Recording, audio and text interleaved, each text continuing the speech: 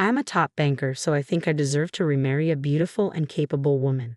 Being with someone like you just brings me bad luck. I'm divorcing you because you don't earn any money.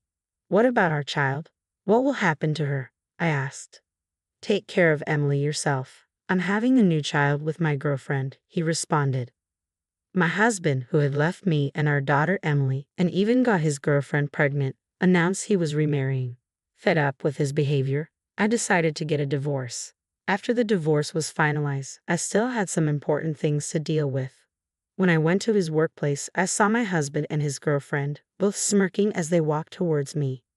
Miss me so much you came all the way to my office. You're just a housewife with no money. Probably here to take some of the savings, right? He sneered. They looked in on me like I was trash, but I stayed calm and said, I came to withdraw $12 million. What? My husband was shocked when he found out I had won a big lottery prize and started begging for forgiveness. My name is Jennifer Brown. I'm 32 years old. Since I was a child, I dreamed of working in elderly care because I wanted to help others. After high school, I went to a vocational school for elder care and achieved my dream. Working as a caregiver was tough but fulfilling, especially when patients thanked me. One day, a coworker invited me to a social event where I met my future husband, Michael Brown. My first thought was that he was handsome. I went to talk to him, but he seemed quiet and maybe not into social gatherings. However, as we walked to the station together, we started chatting, and I discovered he was surprisingly talkative and enjoyable to be around. Michael was shy, not distant or uninterested. I found this contrast charming. We grew close quickly and eventually decided to get married. Later on, I found out through mutual friends that Michael had another girlfriend when we first met. Discovering Michael's double life was shocking, especially since we were already married by then. Despite this, I chose to believe that he truly loved and chose me for who I am. In the early days of our marriage, we had a lot of fun together. We enjoyed going to sports games and movies, soaking in the excitement of being newlyweds. One of our shared hobbies was buying lottery tickets. It all started when we stumbled upon a lottery booth during a sports event and bought our first sports lottery ticket out of curiosity. To our surprise, we won, probably beginner's luck. Although it wasn't a huge amount, it got us hooked, and we started buying small amounts regularly. We'd sometimes decide to buy a ticket if we felt lucky that day or if our horoscope seemed promising. This became one of the few hobbies we both enjoyed together. Around our 4th year of marriage, I started thinking about fertility treatments since we were struggling to have children. But then, unexpectedly, I became pregnant with our first child. Great job, Jennifer. We're finally going to be parents, Michael said, overwhelmed with joy and tears in his eyes when the pregnancy test showed positive. I'm so happy, but let's celebrate properly after we visit the OB/GYN. I'm nervous, but I have a feeling everything will be okay. Just a hunch, I replied. The next day, filled with nerves, we went to the OB/GYN. When the doctor confirmed the pregnancy on the ultrasound and said, "Congratulations, you're pregnant," I saw it with my own eyes. I was ecstatic. I immediately texted Michael from the waiting room. I'm pregnant. Just entered the 5th week. Once we're past the risky period, we need to tell both our parents, I messaged. He read it immediately and replied, "Really? That's fantastic. I'm so happy. Thank you. Drive home safely, Jennifer." He usually took forever to reply, but this time he must have been really thrilled. I returned home, relishing in our joy. That night, we had so much to look forward to. Michael, do you hope for a boy or a girl? Tough call. I'd be happy with either, but if it's a girl, I might find it hard to let her go when she gets married. With a boy, we can play together a lot when he's little. Yeah, maybe, but if it's a girl, I'd love to talk about crushes and things like that with her. We enjoyed light-hearted conversations like this over dinner. Eventually, we found out the baby's gender. Pregnancy was tough, but with Michael's support, I had a happy and relatively smooth maternity experience. Time flew by, and I safely gave birth to a beautiful baby girl. We named her Emily. We talked about facing challenges together as a couple, but things changed after pregnancy and childbirth. I decided to quit my job as a caregiver, which had been physically demanding and involved night shifts, making it difficult to continue. This change drastically shifted Michael's attitude. When we were both working full-time, we shared household chores. But once I became a stay-at-home mom, he started saying things like, "You were home all day, right? Why didn't you clean? And you have plenty of time." make more elaborate meals. He started criticizing me more often. As his behavior changed, our marriage slowly lost its spark. We still shared the same bed, but there was no closeness between us. I'm only here because I have nowhere else to go. I don't want to be near you, he would say. I wanted Tevin to sleep somewhere else, but I couldn't bring myself to say it. We hardly had any real conversations anymore. When I tried to talk to him, he either wouldn't listen or would give indifferent responses. Hey, I watched this drama yesterday, I'd say. Aha, he'd reply. Listen, Emily did this today, I'd add. Sure, he'd respond. Our interactions dwindled down to brief exchanges like aha and sure, with no depth or interest from his side. He rarely engaged in conversation unless he was upset.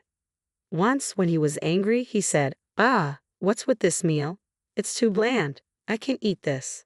I thought less seasoning would be healthier, I explained. Shah, you can't cook, you can't clean, useless at everything. Who else would have married you, huh? He often said. Eventually, he even started treating Emily, who was only 3 years old, coldly.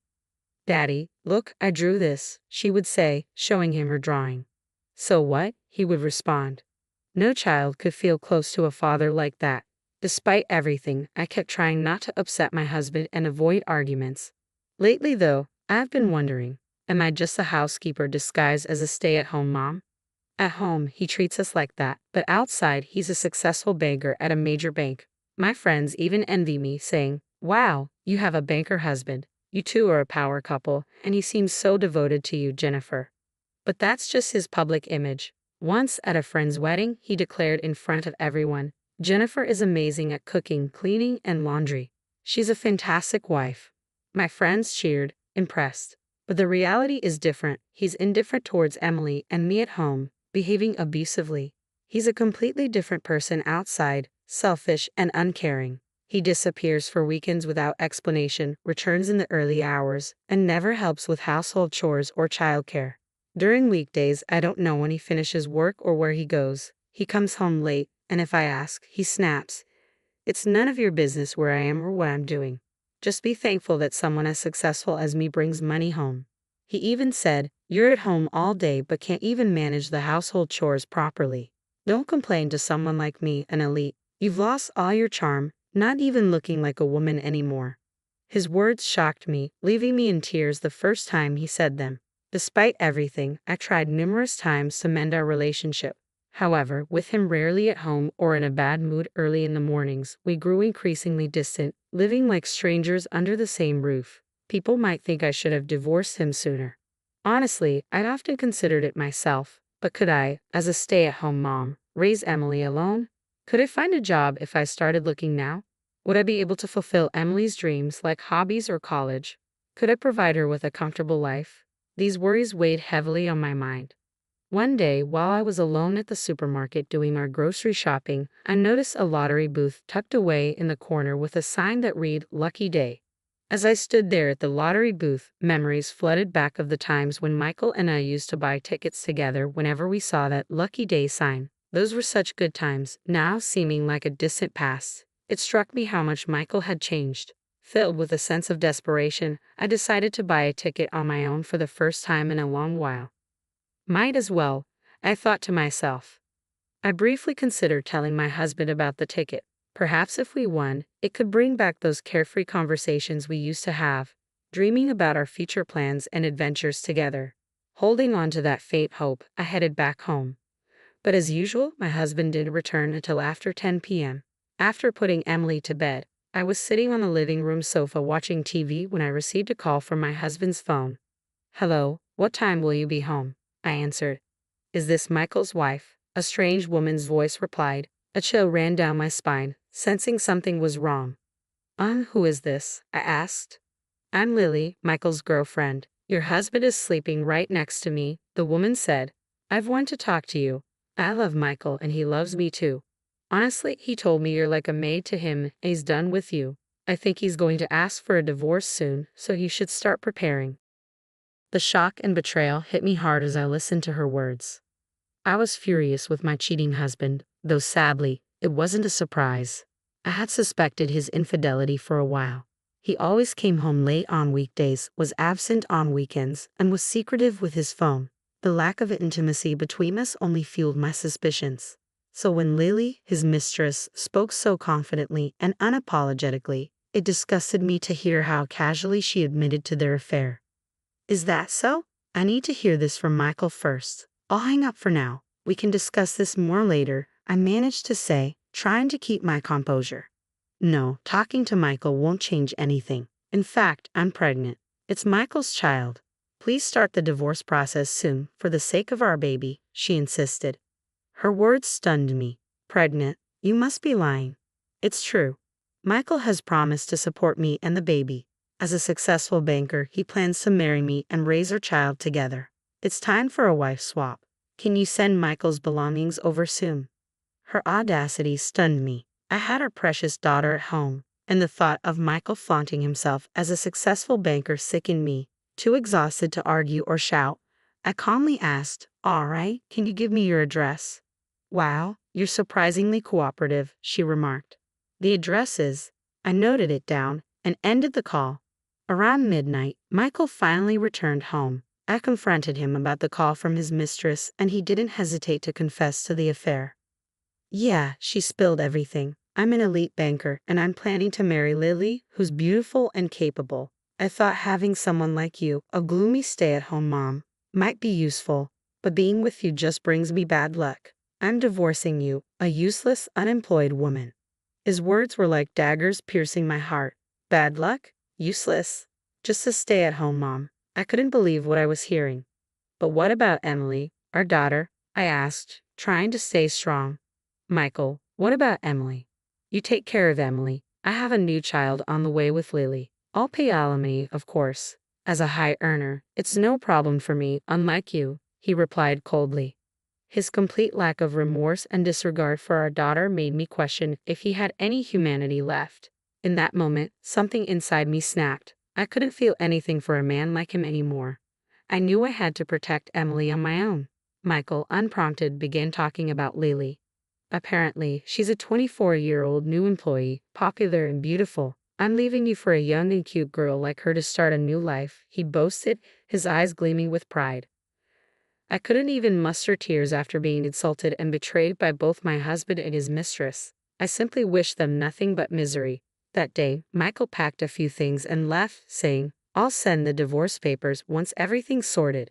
He never returned home after that, likely staying with Lily. I started preparing for the divorce process. I consulted a lawyer about alimony arrangements before officially filing, as I knew it was wise to be prepared. Following Lily's address, I sent Michael's belongings to replace and began packing to move back to my parents' house with Emily. While cleaning up, I found more of Michael's things and reached out to him. "I found more of your stuff while cleaning," I texted. "My mistake. I'll come pick it up tomorrow," was his casual reply. I handed over the divorce papers and Michael's belongings, feeling a mix of disbelief and disgust as I faced them both at my doorstep. Lily's words cut deep, her disregard for my feelings and the situation evident. "Nice to meet you, ex-wife. I'm feeling sick from the pregnancy. Did you sign the divorce papers? Can you hurry up and finish the divorce?" she said coldly. She was undeniably beautiful and much younger than me. Seeing Michael support her, pregnant with his child, only intensified my discomfort. All I wanted was for them to leave as soon as possible. "Here are the divorce papers and your belongings," I said tersely, handing them over. I handed over the signed divorce papers, and Michael snatched them, hastily scrawled his signature, and tossed them back at me. "There you go. Make sure to file them today," he said dismissively. Sure, I replied, trying to keep my composure. With that, they left, and I breathed a sigh of relief, knowing I had another important matter to attend to once the divorce was finalized. I received the alimony in a lump sum, which wasn't surprising given Michael's constant boasting about being an elite banker. A week later, I found myself at the bank where my ex-husband worked, handling an important task. Ignoring Michael, I focused on what I needed to do, but he couldn't resist taunting me. "Miss me, you really can't let go, can you?" he sneered, approaching with a smirk. Then Lily emerged from the back. "Oh, look who it is, the ex-wife. What are you here for, scraping together savings?" I was tired of their sarcasm. "No, I'm here to collect something." "What, $12 million? I declared, relishing the shock on their faces. That's right. The lottery ticket I bought on a whim at the supermarket turned out to be a jackpot winner. When Michael and I used to buy tickets together, it was a fun hobby. We checked the results eagerly. But this time, since I bought it alone, I didn't expect much and casually checked online. Then I saw the message, "Congratulations on your win." At first, I thought it was a small prize, but as I scrolled down, I couldn't believe my eyes. $12 million. I counted the digits in disbelief. $12 million. I was stunned, staring at the screen in shock. That day, I was so overwhelmed that I could barely manage any housework or childcare. The next day, I opened my laptop to double-check, and yes, it was still $12 million. I read up on what to do after winning, still feeling like I was floating on air. It all seemed surreal. I even consulted a lawyer to understand if a lottery win before finalizing the divorce would be divided as assets. They assured me that since the divorce was due to Michael's actions and our marriage had already broken down, the winnings wouldn't be subject to division. When I explained this to both of them, they were in disbelief. What? Why didn't you tell us? That should be split between us, right? It's not fair if you get all the money. Michael protested. That's not possible. You cheated, got your mistress pregnant, and now you expect to claim my lottery winnings. It doesn't work that way. I've already confirmed it with a lawyer, I responded firmly. No, that's a lie, Michael shouted, his voice filled with anger. How the hell did you win that much? You never had this kind of luck when you were with me. It's not fair that you get to keep it all. Maybe being with a gloomy woman like me wasn't your problem after all. Maybe you were the one bringing down the luck, I shot back. Lily, clearly irritated, interjected, What's wrong with this woman, Michael? Let's go. It doesn't matter how much money she has. Come on, let's leave. But to my surprise, Michael didn't move. Instead, he said something completely unexpected. Jennifer, I'm sorry. Let's get back together. I was wrong to belittle you and have an affair. Let's start over. What? What are you saying? You promised to support me and the baby. You said you loved me, and now you want to go back to your ex-wife. Lily exclaimed, her voice filled with hurt and disbelief. But with $12 million, we could quit our jobs, buy a house, get a nice car, and travel the world. It would be amazing, Michael pleaded, his eyes fixed on the money. His words disgusted me. You truly are the worst. Living with someone like you all these years makes me sick. I'm sorry for everything. I'll treat you better from now on, I promise. Please think about it, he said, grasping my arm tightly. I was so furious that I snapped, Don't touch me. Startled by my outburst, Michael recoiled. Just then, someone from the back heard the commotion and stepped forward. What's happening here, Michael? It was the branch manager. Michael and Lily looked flustered by the unexpected interruption. It's nothing, really, Michael stammered, clearly uncomfortable under the manager's scrutiny. I heard everything from the staff. Are you sure there's nothing going on? The branch manager questioned, his tone serious. Michael began to explain, but the manager interrupted sharply. I'll discuss your personal matters with Lily later, he said firmly. My ex-husband and Lily paled visibly. An affair, a pregnant mistress, and causing a scene in the bank. It was a messy situation. Tough luck, I thought. Then the branch manager turned to me. Ma'am, I apologize deeply for the discomfort this has caused you, he said sincerely. Michael and Lily followed suit, offering their apologies. It seemed obligatory, especially after the manager had expressed regret. Oh, it's fine, I managed to reply, feeling somewhat overwhelmed by the unexpected turn of events. You're here to withdraw your big lottery win, right? Let me assist you, the branch manager offered graciously. With his help, I withdrew my winnings and overnight became a millionaire. Days later, my ex-husband bombarded me with calls. Initially, I ignored them, but eventually, I reluctantly answered. Hello? Jennifer, thank God you picked up, he said urgently. What do you want? I asked, trying to keep my voice steady. Since that day, my boss has been furious. He says someone like me harms the bank's reputation. Isn't that awful? Despite all my hard work, he whined over the phone. I sighed heavily, understanding the gravity of the situation. Maybe your boss has a point. Perhaps he's concerned that your actions could jeopardize the bank's integrity in the long run, I replied calmly. My response seemed to strike a nerve. So my hard work was all for nothing, huh? Well, whatever. Your opinion on my job doesn't matter to me anymore, he retorted before I hung up. It felt satisfying to finally express my feelings. Later, through an acquaintance, I learned that my ex-husband had been demoted and transferred to a distant branch as punishment for the turmoil he caused due to his affair. Additionally, Lily, witnessing my ex-husband's attempt to reconcile with me after learning about my lottery win, confronted him in a fury. She said to him, "Actually, the baby isn't yours. Maybe I had other potential husbands, you know? I thought you were a high-flying banker, but I don't need a demoted, unstable one. I'll find someone better. Goodbye." With that, she left the bank and disappeared. Lily had entertained thoughts of remarrying my ex, believing he was an elite banker. However, upon realizing he was just an average employee with uncertain prospects, she changed her mind. It was a tale scarier than horror itself. My ex-husband was abandoned by his mistress, rejected by his wife and child, and his job was now on the line. It was a fitting consequence for his actions. With my lottery winnings, I moved into a condo with my daughter. While the money could have allowed me to stop working, I opted to stay financially responsible and soon return to my nursing career. It was important to me to save for my daughter's future and avoid unnecessary spending. However, I also wanted us to enjoy some luxury, so I planned a trip to Hawaii with my daughter and parents. Staying at a beautiful hotel and being able to treat my parents while creating lasting memories with my daughter was truly special.